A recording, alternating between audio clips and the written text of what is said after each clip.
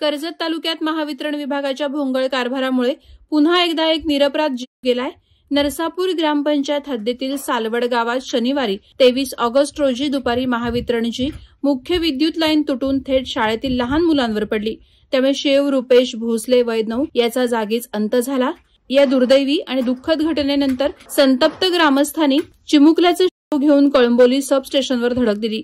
यावेळी अधिकाऱ्यांना कठोर शब्दात जाब विचारत निषेध नोंदवण्यात आला। कर्जत तालुक्यात काही दिवसांपूर्वी सावेळेक परिसरात दीड भाऊजाईचा विद्युत धक्क्यानं अंत झाला होता, तर एक महिला गंभीर जखमी झाली होती। त्याचप्रमाणे खालापूर जांभिवली गावात 16 ऑगस्टच्या पहाटे सुलोचना गावडे या महिलेच्या अंगावर विद्युत वाहिनी पडल्याने त्यांचं दुर्दैवी निधन झालं होतं। चौक वावंढळ हद्दीतील वृंदावन सोसायटीजवळ विवेक कदम यांच्या गाडीसमोर 2 फुटांपेक्षा कमी अंतरावर विजेची वाहिनी तुटून पडली। गाडीची गती कमी असल्याने त्यांनी वेळेत गाडी थांबवली, त्यामुळे ते बालंबाल बचावले। या सर्व घटना ताज्या असताना पुन्हा एका चिमुकल्याचा बळी गेल्यानं कर्जत तालुका हादरून गेलाय। शिव भोसले या बालकाच्या पश्चात आई वडील आणि मोठा भाऊ असा परिवार आहे। या घटनेमुळे भोसले कुटुंबावर दुःखाचा डोंगर कोसळलाय। या सर्व घटनांमागे जुन्या आणि जीर्ण झालेल्या विद्युत वाहिन्या असल्याचे आरोप होत आहेत। या विद्युत वाहिन्या इतक्या तकलादू आहेत की जोरदार वारा आणि पावसामुळे तात्काळ तुटण्याच्या घटना वारंवार घडत असूनही वीज वितरण कंपनी याकडे दुर्लक्ष करत असल्याची बाब समोर येते। कर्जतमधील दुर्दैवी घटना दुपारी घडून देखील महावितरणचा एकही अधिकारी घटनास्थळी न पोहोचल्याने ग्रामस्थांचा संताप आणखी वाढला। अधिकाऱ्यांचा बेजबाबदार कारभार थांबणार कधी? आणखी किती जणांना जीव गमवावा लागणार? हे अधिकारी असेच निर्लज्जपणे वागणार का, असा सवाल ग्रामस्थांकडून उपस्थित करण्यात आला। संतप्त नागरिकांनी या प्रकरणी महावितरण अधिकाऱ्यांवर सदोष मनुष्यवधाचा गुन्हा दाखल करण्याची मागणी केली।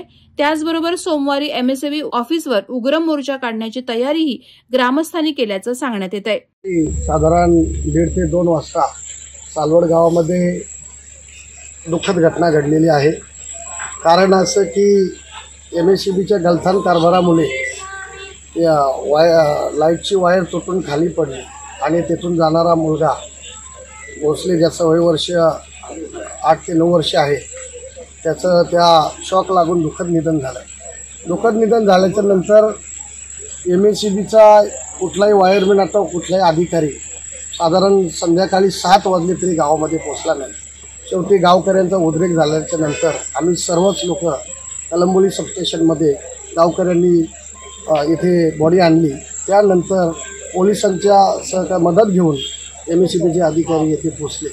परंतु ही काही घटना तालुक्यामध्ये एकच नाहीये, तर गेले 2 ते 3 दिवसापूर्वी सुद्धा सालोक आदिवासी वाडीमध्ये 2 आदिवासी बांधव हे शॉक लागून त्यांचा मृत्यू झाला।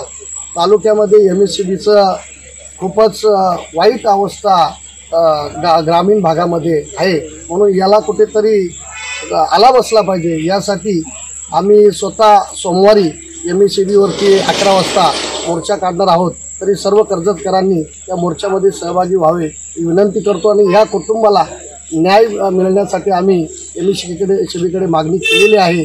तरी आता केंद्रे जे आहेत एमएससीबीचे तालुका अधिकारी त्यांनी शब्द दिलेला आहे की कुटुंबाला काही मी आर्थिक स्वरूपामध्ये मदत मिळवून देईल म्हणून। वादळवारा लाईव्हसाठी आनंद सकपाळ, कर्जत। नवी मुंबई व रायगड जिल्ह्यातील ताज्या बातम्या आणि घडामोडींसाठी सबस्क्राईब करा वादळवारा लाईव्ह चॅनल आणि दाबा बेल आयकॉन।